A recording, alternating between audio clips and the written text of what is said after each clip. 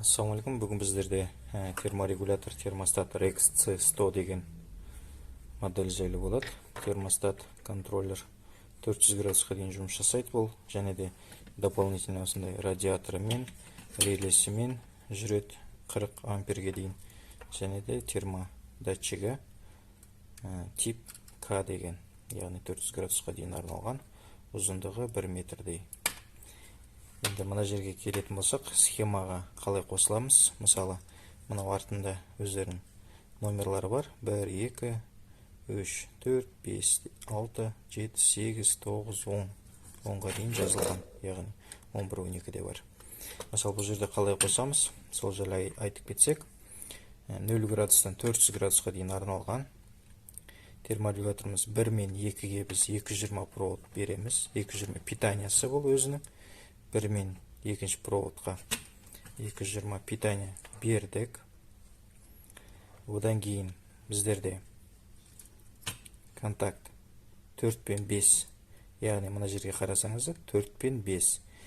4 плюс болады, 5 минус. Яғни мына жер жазылып тұр 4 плюс, яғни 4-ші контакт бізде релеге апарамыз. Реленің плюс контактысы, яғни 3-ке апарамыз.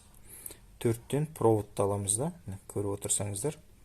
4-ші проводтан мына реленің 3-ші контактысына апарамыз, плюске.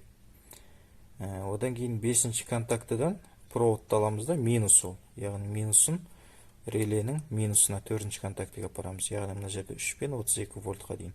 Бұл бұның управлениясы, басқаруы. 4 пен 5 түсінікті. Енді бізге температурный датчикті 9 бен 10-ға қоямыз, яғни 9-ші датчик қарап отырсаңыздар, 9 бізде минус болады, 10-ымыз плюс болады. Мына жерде көгі әрқашанда минус болады, қызыл провод плюс болады. Көрсеңіздер, 9-ға көк цветті апардық, қызылды 10-ші контактіге қостық. Енді термостатты қосамыз, және де нагрузка ретінде біздер лампа қолданамыз, соны қалай қосамыз, және де программалаймыз, қалай программировать ету керек, сол жайлы айтып өтеміз.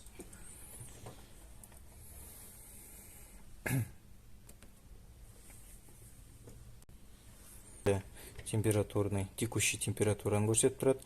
Екінші задавать етеміз біздер, мысалы, қазір заданный 399 градус температураны көрсетіп тұр. Ол значение өзгерту үшін сет деген кнопканы сол жағында бірінші кнопканы кратковременно басып жіберсеңіз, су деген шығады, сол кезде көбейтесіз температураны, немесе түсіресіз. Ондай бұл көп басып тұрмас үшін сол жақта кнопканы бассаңыз, міне келесі значение өтіп азайтсаңыз да болады. 10-дық мысалы, немесе 100-дік сөйтіп азайтып, міне 40 градусқа қойдық, автоматически 4 секунд басып тұрып, өзі сохранить етіледі. Одан кейін терең настройкаға келетін болсақ, set деген кнопканы 5-6 секунд басып тұрамыз. Бұндай жағдайда бізде ал 1 деген шығады. Ал 1 деген бізде максимальное значение температуры, яғни задавать еткен температурадан көбейіп кеткен жағдайда бізде сигнализация ойнайды, яғни тревога дейді сигнализациясы. Ал 1 деген. Оны 40 градусқа қойдық. Мысалы, келесі ару дейді. Ару дегеніміз бізде автоматический настройка, яғни 1-ге қойсаңыз бұл автоматты түрде жұмыс жасайды, 0-ге қойсаңыз бұл өшіп тұрады, автоматты түрде жұмыс жасамайды.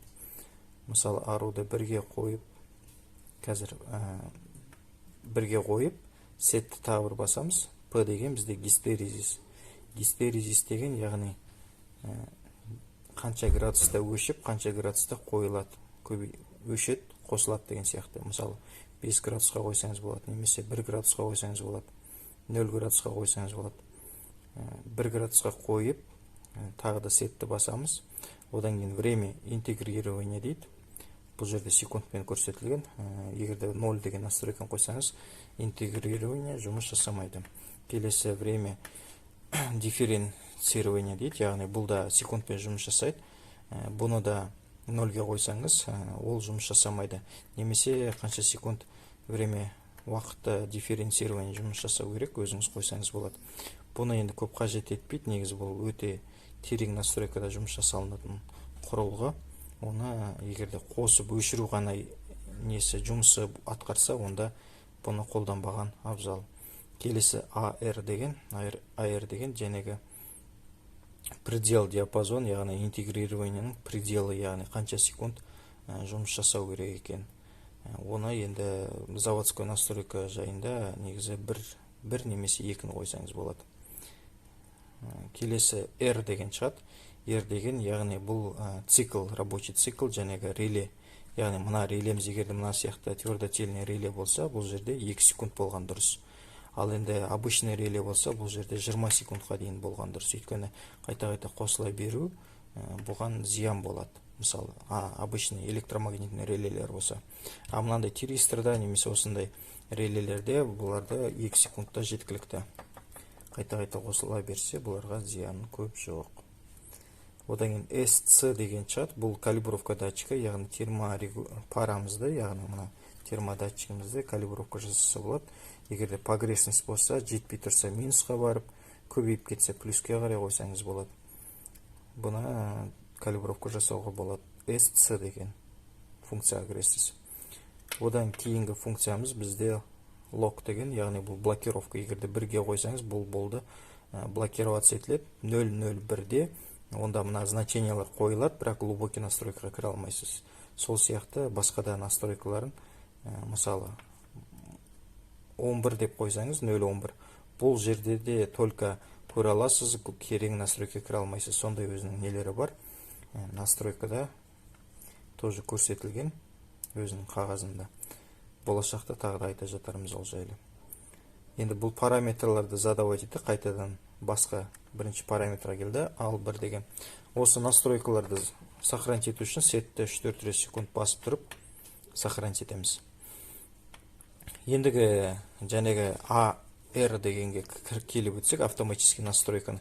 Егерде қайта настройка жасап жүрмес үшін, мысалы, терең настройкаға сетті басып тұрып кіріп, AR дегенде ару дегенге кіремізде, настройкасын бірге қойып, 0 емес 0-ге қойып, автоматический өзі настройка жасау үшін тағы да бассақ, бізде пи деген шығады. Пи дегеніміз, яғни гистерезис, қанша температурада қосылып, қанша температурада өшеді.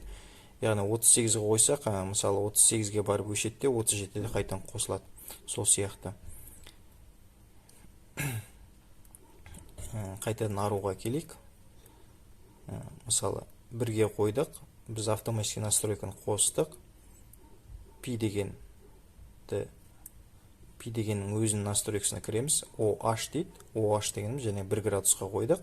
Яғни 1 градус арасында гистерезис, және қанша градус температурада көбейген жағдайда бұл қосылады немесе өшеді. Біз 1 градус температураны алдық. OH деген.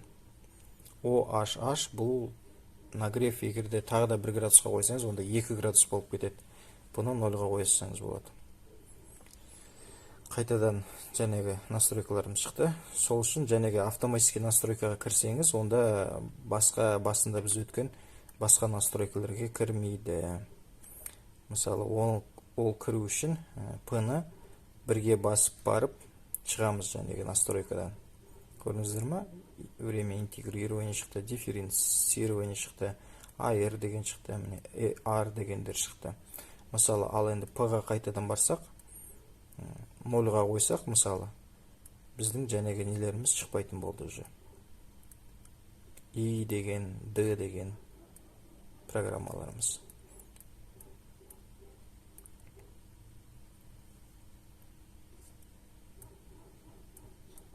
Осы параметрларды сақтау үшін сетті терең басып жібереміз. Ал енді тағы да терең настройкасы бар, ол енді мынау заводской настройкада қалып тұр, соны бір шолып өтейік. Егерде өзгертіп алсаңыздар, сонымен қайтадан қойып орнына қойсаңыздар болады, жұмыс жасайды. Мына сетпен сол жақта кнопканы бірге басамыз. Код деген шығады, код дегенді бірге қоямыз да, сетті қайтан басамыз. SN деген, яғни тип датчика. Бұл жерде K деген сөз негізі. Мына жерде сөйтіп көрінеді. Негізі бұл К деген, Т дегеннен кейін шығады, мысалы. Бүйтіп қарасаңыздар. Бұл термопараның типі. Мысалы, Т деді, Т-дан кейін міне К деген шығу керек, көрсеңіздер. Келесі SLL, нижний диапазон температура дейді. Бұл мысалы минус 50-ге дейін. Верхний диапазон температуры плюс 999-ға дейін мысалы. Мынау көбінесе енді бұны болашақта біліп жатсақ түсіре жатармыз. Бұл негізі өте терең настройкадағы мағлұматтар. Бұл жайлы настройкасында өзінің қағазында болады. Бұл жайлы мәліметтер. SUH дейді, мысалы out дейді, осындай 00, мысалы мына AS1 деген 1 болу керек, AH1 деген 002 болу керек, мысалы заводской настройкасы. NIT дейсек, бұл 0 көрсетіп тұр, DF 050 көрсетіп тұр, 1 ON деп айтайық, бұл 00 көрсетіп тұр, мысалы T10 001 көрсетіп тұр заводской настройкасында, COT 004 көрсетіп тұр, факт деген бізде по нулям тұр. Болды, осымен терең настройкамыз жоғалды. Өте кішкене қиындау терморегулятор, негізі көбінесе бит терморегулятор болғасын, бұл өте жақсы. Көптеген өндірістерде қолданады, жәнегі температуралық 400 градусқа керекті жұмыс жасайтын жерлерде, және де обогревательдарға қолданған жақсы. Мощный бір 3-4 киловаттық, 5 киловаттық сондайларға жақсы қолданады 400 градусқа дейін. Енді біз лампаға келсек, қалай қосамыз? Яғни мына жерде қарасаңыздар, біз жәнегі айтып өткенде қосылу жағынан бәрін түсіндіріпті деп ойлаймын. Тағы да қайталап өтсеңіздер болады. Сол видеоларды тоқтатып қайтан қосып, мына жерде бізде 220-мыз. 220 вольт. Енді бізде релеміздің бірінші контакт мен екінші контактымыз бос қалды. Оны қолдану үшін біз патрон немесе обогреватель деп есептейік. Бұл жерде екі провод бар.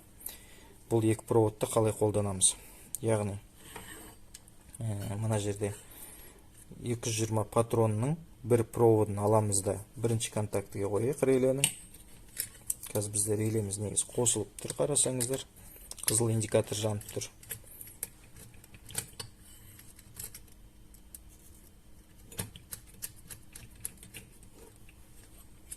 Одан кейін екінші проводымызды 220-ның бір проводына саламыз. Яғни бұны желательно 0-ға қойған дұрыс. Одан кейін фазадан бір провод аламыз да екінші контактіге қоямыз. Сол кезде бізде релеміз қосылып тұр и лампамыз жану керек. Мысалы, оны сіздерге бірінші өшірейін. Бұл питаниямызды, 220 питаниямызды. Бір проводымызды қазір қосайық.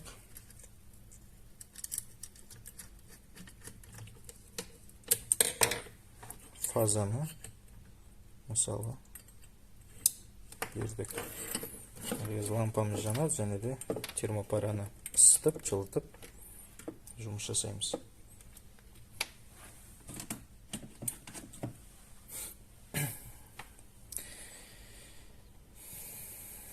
Лампамыз жанды. Бұл жерде реленің вообще дауысы шыққан жоқ, анда щелкать еткен кәдімгідей. Мысалы, біз температураны 40 градусқа қойыппыз, оны біз түсірейік, мысалы 30 деп қойық. Қазір бізде текущий 27 көрсетіп тұр. Температурный датчикті алайық та, қолымызбен жылытып кішкене саусағымызбен 30-ға дейін апарайық. Сонда біздің лампамыз өшу керек. Өшті, көрсеңіздер. Бұл қайтадан 29 градустан төмен түскен жағдайда қайтадан лампамыз жанады. Яғни лампаны қалай қостық? Подключениесін қарасаңыздар, екі провод бар патронның. Бір проводын аламыз да бірінші контактіге релеге қостық. Екінші проводын аламыз да 0-ға бердік дейік. 220-ның 0-ына. Одан кейін 220-ның екінші проводы бар, фазасы, оны прямой екінші контактіге релеге алып келдік. Бұл как щелка реле не сияқты, включатель сияқты қосып өшіріп тұра береді. Релеміз егерде нагрузкамыз өте жоғары қуаттылығы болса, онда мынандай радиаторлар болады, алюминиевый, чтобы жаңағы жылуды рассеивать ету үшін. Сол үшін осындай радиаторларға қолдансаңыздар болады. қазір термодатчигіміз 30-дан төмен түскен жағдайда біздің лампамыз қайтадан қосылу керек. Соны бір қарап өтейік.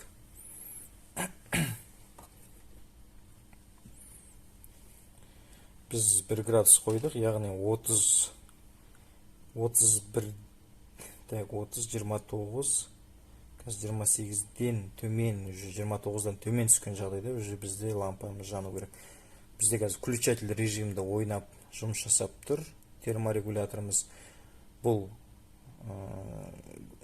терморегуляторға бізге интегрирование уақытын және де дифференциалдық уақытын қоймаған үшін бұл жерде как жай қосып өшіп тұру үшін ғана жұмыс жасайды. Бұл жерде бізде пит ролін атқарып тұрған жоқ регулятор. Қазір 28-ге 1 градус қойдық, яғни 29-дан төмен түскен жағдайда ғана бұл қосылады. Қосылу керек. Ондай кезде бізде енді радиаторымызды алайық. Радиаторымыз салқындау. Термопарамызды сол радиаторға қойып көрейік.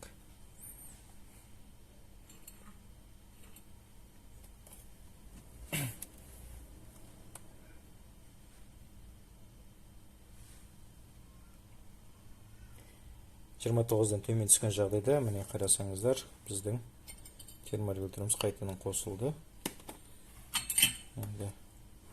30-ға жеткенде қайтадан өшу керек. Өшті. Осылай жұмыс жасайды. Көргендеріңізге рахмет.